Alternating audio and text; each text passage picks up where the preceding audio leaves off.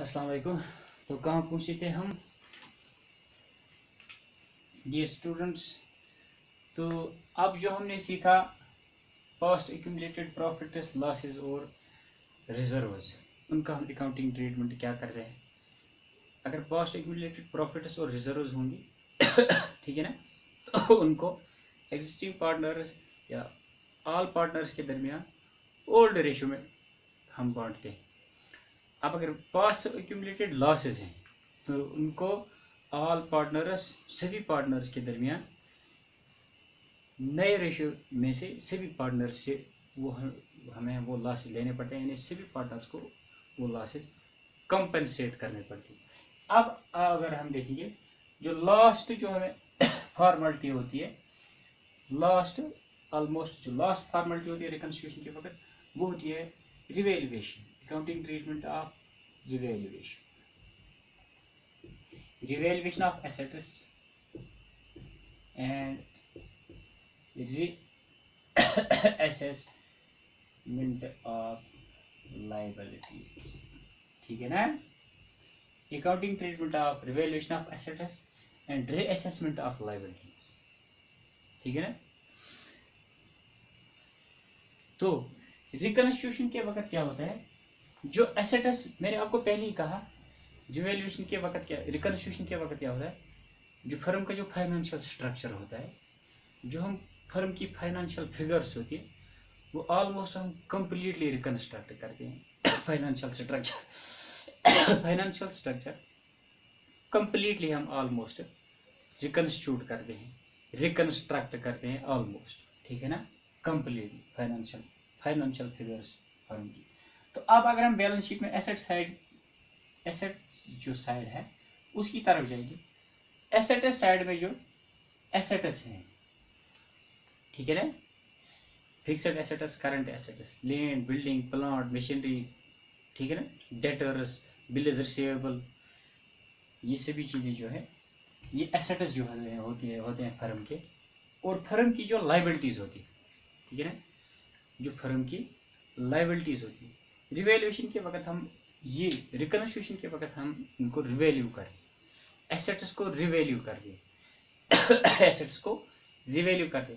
किसी एसेट का वैल्यू मत इंक्रीज हो गया है, किसी का कितना डिक्रीज हो गया है, डिप्रिसिएट कौन सा एसेट कितना हो गया है, कोई एसेट मत कहीं से मतलब इंक्रीज हो गई है। फॉर एग्जांपल हमारे पास एक एसेट था फर्नीचर, तो जो हमने पहले बैलेंस शीट में रिकॉर्ड किया था फर्नीचर 50,000, अब उसमें से तो आज ऐड हो गए हैं कुछ 20,000, उस वक्त वो भी लिखेंगे। या लाइबिलिटी कोई है क्रेडिटर्स, ठीक है ना, जो क्रेडिटर्स हैं वो ये है करंट लाइबिलिटी, ये कम हो गए हैं या ज़्यादा हो गई है, ये लाइबिलिटी हमें। तो इसी तरह हम सभी एसेट्स जो हैं, सभी लाइबिलिटीज जो हमारे पास होते हैं, एसेट्स को हम रिवैल्यू कर रहे हैं और लाइबिलिटीज को रीअसेस कर रहे हैं। ठीक है ना, इसी को हम कहते हैं revaluation of assets and liabilities या revaluation of assets and reassessment of liabilities. ठीक है ना। तो रिकंस्ट्रक्शन के वक्त हर केस ऑफ एड, ठीक है ना, in every case of reconstruction we do this, we revalue assets and liabilities, we revalue assets and reassess liability. ठीक है ना। तो जो फिर बाद में जो ये रिवैल्यूएशन होता है, रिवैल्यूएशन का हम नेट इफेक्ट देखते हैं। ठीक है ना, रिवैल्यूएशन का नेट इफेक्ट होगा या तो प्रॉफिट होगा या लॉस होगा। रिवैल्यूएशन का नेट इफेक्ट होगा या प्रॉफिट या लॉस होगा। Either the net effect of revaluation may be profit और it may be a loss. कैसे? फॉर एग्जांपल हमारे पास जो टोटल एसेट्स थे वो जो बैलेंस शीट में, जो प्रीवियस फिगर बैलेंस शीट में हमारे पास टोटल एसेट्स की थी वो थी 5 लाख फॉर एग्जांपल। अब इस वक्त 5,10,000 हमें निकल रहा है। जिस वक्त हम रिवैल्यूएशन करते हैं, एसेट्स को रिवैल्यू करते हैं, तो हमारे पास एसेट्स की जो फिगर है टोटल वो 5,10,000 निकलती है। ठीक है ना। तो फॉर एग्जांपल अगर हम इस साइड में जाएंगे, लाइबिलिटी जो है लाइबिलिटीज की जो प्रीवियस फिगर है वो भी थी 5 लाख। ठीक है ना। जो लाइबिलिटी साइड की मैं बात कर रहा हूँ, लाइबिलिटीज की जो प्रीवियस फिगर थी वो थी 5 लाख लेकिन इस वक्त है 4,90,000 फॉर एग्जाम्पल, ठीक है ना। तो यहाँ पर हमें जो अब हम नेट इफेक्ट देखेंगे तो नेट इफेक्ट हमें प्रॉफिट मिलेगा। किसी किसी जगह रिवैल्यूएशन का नेट इफेक्ट लॉस लॉस मिलता है। तो वो नेट इफेक्ट देखने के लिए हमें क्या करना पड़ता है, नेट इफेक्ट देखने के लिए हमें क्या करना पड़ता है, सबसे पहले हम नेट इफेक्ट देखेंगे, रिवैल्यूएशन का नेट इफेक्ट देखेंगे। नेट इफेक्ट देखने के लिए हम एक स्टेटमेंट बनाए, ठीक है ना। हम लिखते हैं, एक स्टेटमेंट बनाते हैं ऐसे, उसमें हम लिखेंगे एसेट्स, ठीक है ना। फॉर एग्जाम्पल इसको हम लिखेंगे पर्टिकुलर्स,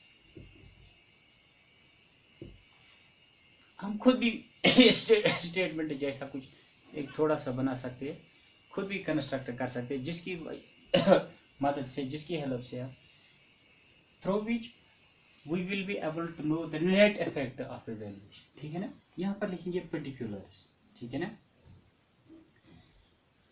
ठीक है ना। तो यहाँ पर लिखेंगे पर्टिकुलर्स में सबसे पहले एसेट्स, ओल्ड वैल्यू, यहाँ पर लिखेंगे न्यू वैल्यू, तो यहाँ पर लिखेंगे नेट इफेक्ट, ठीक है ना।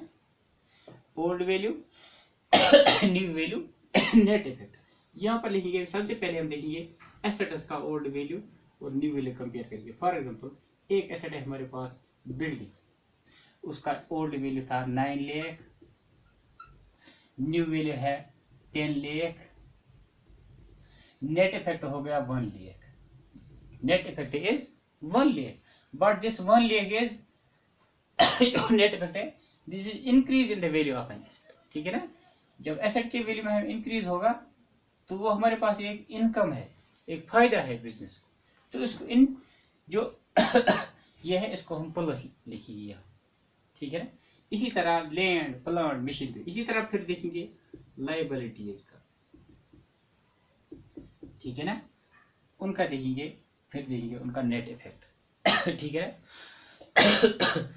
अब जो चीजें increase in the value of asset plus लिखा हमने, because this is an income for the business, decrease in the value of a liability income for the business, उसको लिखेंगे plus, decrease in the value of an asset minus लिखेंगे, this is a loss, increase in the decrease in the value of a liability income plus, increase in the value of a liability उसको हम minus sign रखेंगे, ठीक है ना, because increase in the value of liability is sort of A loss, is a loss for the business, ठीक है ना। अब कोई एसेट ऐसा है जो अनरिकॉर्डेड है, वो भी एसेट इसमें लिखेंगे, जो अनरिकॉर्डेड है उसका ओल्ड वैल्यू हम यहाँ पर लिखेंगे ऐसे, या ऐसे लिखेंगे या लिखेंगे नील, ओल्ड वैल्यू जब नील है, न्यू वैल्यू है 50,000। फॉर एग्जाम्पल एक एसेट हमारे पास था, फॉर एग्जाम्पल फर्नीचर, या एक मशीनरी है जो हमने रिकॉर्ड अभी तक नहीं की थी बैलेंस शीट में, अब उसका ओल्ड वैल्यू कुछ नहीं, न्यू वैल्यू है 50,000। अब जो ये 50,000 है ये बिजनेस के लिए क्या अब इस वक्त क्या बन गई, पार्टनर्स के लिए इनकम, तो उसको भी लिखेंगे प्लस। अब प्लस वाले आइटम्स और माइनस वाले आइटम्स हम इस साइड में लिखेंगे। प्लस वाले आइटम्स हो गए कॉमन सेंस में, increase in the value of an asset income for the business, decrease in the value of an asset x loss, ठीक है ना। Increase in the value of a liability loss, decrease in the value of a liability this is an income, this is a sort of A profit, ठीक है ना। Unrecorded liability, कोई liability जो है वो अनरिकॉर्डेड थी, इस वक्त अराइज होगी, इस वक्त लिखनी पड़ी, तो वो पार्टनर्स को मीट आउट करनी है, तो उसको हम लिखेंगे minus. Increase in the value of a या अनरिकॉर्डेड एसेट जो है, unrecorded asset plus unrecorded liability minus. इस तरह में यहाँ पर इस कॉलम में नेट इफेक्ट वाले कॉलम में प्लस वाले और माइनस वाले आइटम्स हमें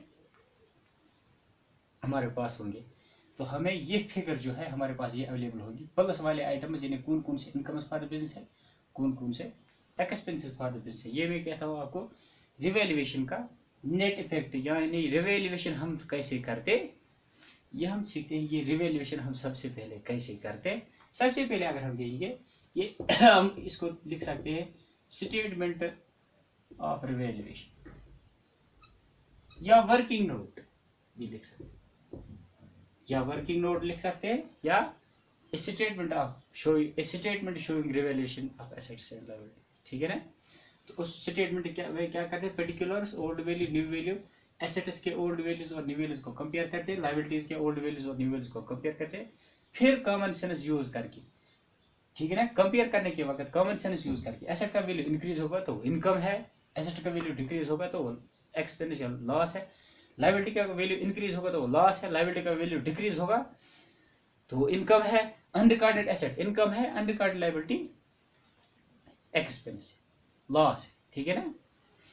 तो इसके बाद जब हमने ये स्टेटमेंट बनाया, जब हमने नेट इफेक्ट देखा, तो उसके बाद पार्टनर्स डिसीजन लेते हैं। क्या लेते हैं? उसके बाद पार्टनर्स डिसीजन लेते हैं।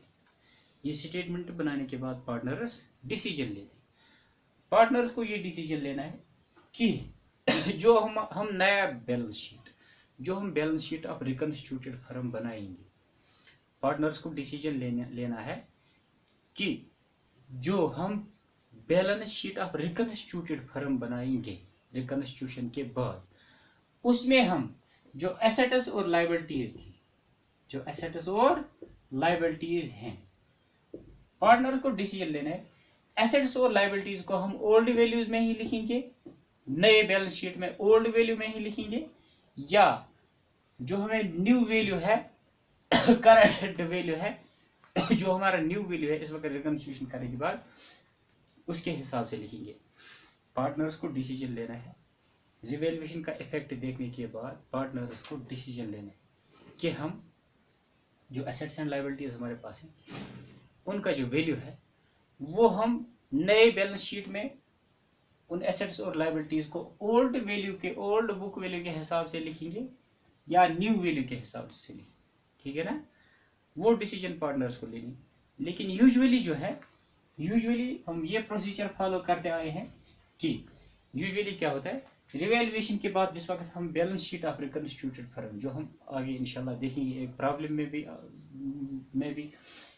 मैं आपको एक प्रॉब्लम भी दिखाऊंगा, यहाँ पर हम सॉल्व करेंगे, हम खुद एक प्रॉब्लम डेवलप करेंगे इंशाल्लाह एक लेक्चर में, फिर उसको सॉल्व करेंगे। तो सब कुछ sacrificing gaining ratio, treatment of goodwill, calculation of goodwill, capital accounts, balance sheet of reconstituted firm, उसमें सब कुछ समझ में आएगा।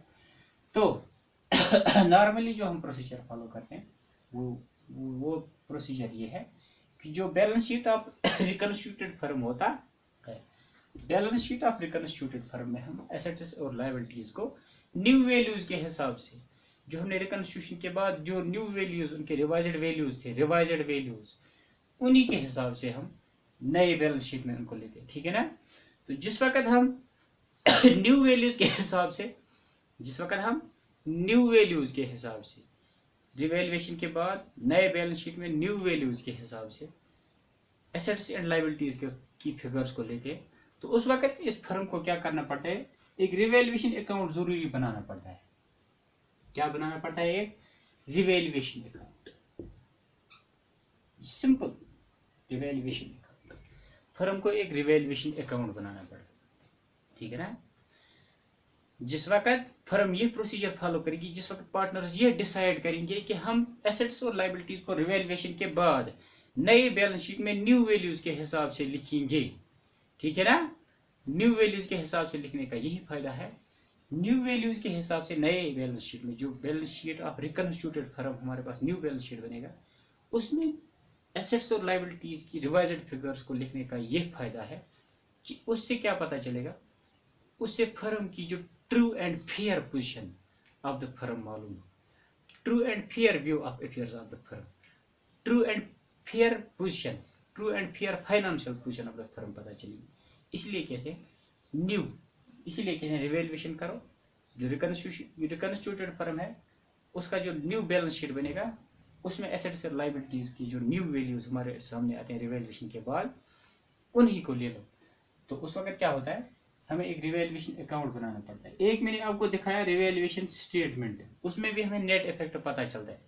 रिवैल्यूएशन स्टेटमेंट में भी हमें नेट इफेक्ट पता चलेगा, और रिवैल्यूएशन अकाउंट जो है, इससे भी हमें नेट इफेक्ट पता चलता है। और ये रिवैल्यूएशन अकाउंट बनाना जरूरी होता है उस वक्त जिस वक्त हम जो रिकंस्टिट्यूटेड बैलेंस शीट है, balance sheet of reconstituted firm है, जिस वक्त हम balance sheet of reconstituted firm में new figures of assets and liabilities, तो रिवैल्यूएशन अकाउंट जो है simple, it is very very simple. इसके दो, ये debit side, this is credit side, ठीक है ना। ये जो रिवैल्यूएशन अकाउंट है, this is a nominal account, nominal account, revaluation account is a nominal account. तो आपको पता है नॉमिनल अकाउंट की क्लासिफिकेशन, नॉमिनल अकाउंट की classification, debit all loss and expenses, credit all gains and income, ठीक है ना। तो सिंपल, यहाँ पर कॉमन सेंस थोड़ी सी यूज करेंगे, पर्टिकुलर्स अमाउंट, पर्टिकुलर्स अमाउंट। ये क्रेडिट साइड में हम, जब ये नॉमिनल अकाउंट है, क्रेडिट साइड में all gains and incomes on revaluation, all gains and incomes in respect of revaluation. Revaluation in respect of revaluation हमारे पास कौन कौन सी गेन्स और इनकम्स होती है। Increase in the value of an asset, सबसे पहली gain increase in the value of asset, increase in the value of assets, ठीक है ना। इस साइड में एक हम लिखते हैं increase in the value of assets, हमारे पास an increase in the value of asset is an income, an increase in the value of asset is an income, ठीक है ना। और decrease in the value of liability,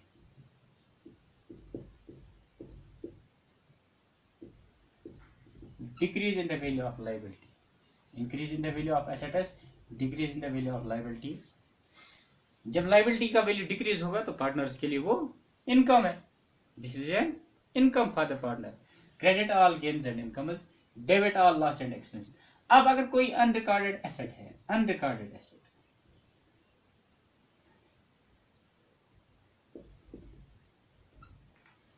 ठीक है ना, कोई भी एसेट अनरिकॉर्डेड है, तो इस वक्त हमने रिकॉर्ड किया, तो उस वक्त ये पार्टनर्स के लिए एक इनकम है। तो इस साइड में अगर हम देखेंगे इसका opposite, increase in the value of assets, तो इस साइड में होगा decrease in the value of asset, decrease in the value of assets. इस साइड में decrease in the value of liability, इस साइड में होगा increase in the value of liability. यहाँ पर कॉमन सेंस अकाउंट मैंने ऐसे लिखा है, ये आपको खुद भी समझ में आएगा, increase in the value of liability, ठीक है ना। यहां पर अनरिकॉर्डेड एसेट, यहां पर आएगी अनरिकॉर्डेड लायबिलिटी। जब किसी एसेट का वैल्यू डिक्रीज होगा तो वो जाहिर सी बात है बिजनेस के लिए वो लॉस है। किसी लायबिलिटी का वैल्यू इंक्रीज होगा तो बिजनेस के लिए वो, पार्टनर्स के लिए वो लॉस है। कोई लायबिलिटी ऐसी है जो अनरिकॉर्डेड थी, इस वक्त वो एराइज हो गई, पार्टनर्स को इस वक्त वो मीट आउट करनी है, वो इसके लिए लॉस है, ठीक है ना। अब क्रेडिट और डेबिट साइड को हम कंपेयर करिए। अब credit side, this is a nominal account, revaluation account is a nominal account, on it is credit side it shows losses and ये gains and incomes in respect of revaluation. On it is credit side, ठीक है ना, on its credit side it shows gains and incomes in respect of revaluation, and on its debit side it shows losses and expenses in respect of revaluation, ठीक है ना। अब gains और incomes अगर ज्यादा थी और लॉस एंड एक्सपेंसेस कम थी तो उस वक्त क्या होगा, प्रॉफिट। तो अगर लॉस एंड एक्सपेंसेस ज्यादा थी, गेन्स एंड इनकम्स कम थी, तो उस वक्त क्या होगा, लॉस होगा। अब अगर प्रॉफिट होगा, ये साइड ज्यादा है, प्रॉफिट होगा, तो वो प्रॉफिट हम इस साइड में पार्टनर्स के दरमियान डिस्ट्रीब्यूट करेंगे। अब अगर नेट इफेक्ट लॉस होगा तो वो पार्टनर्स के दरमियान इस साइड से हम पार्टनर्स की कैपिटल अकाउंट को डेबिट करेंगे, ठीक है ना, पार्टनर्स से लेंगे। अगर प्रॉफिट था तो यहाँ पर लिखेंगे हम to profit on revaluation transfer to X Y Z P Q R किस किस को in old ratio, in old ratio, ठीक है ना।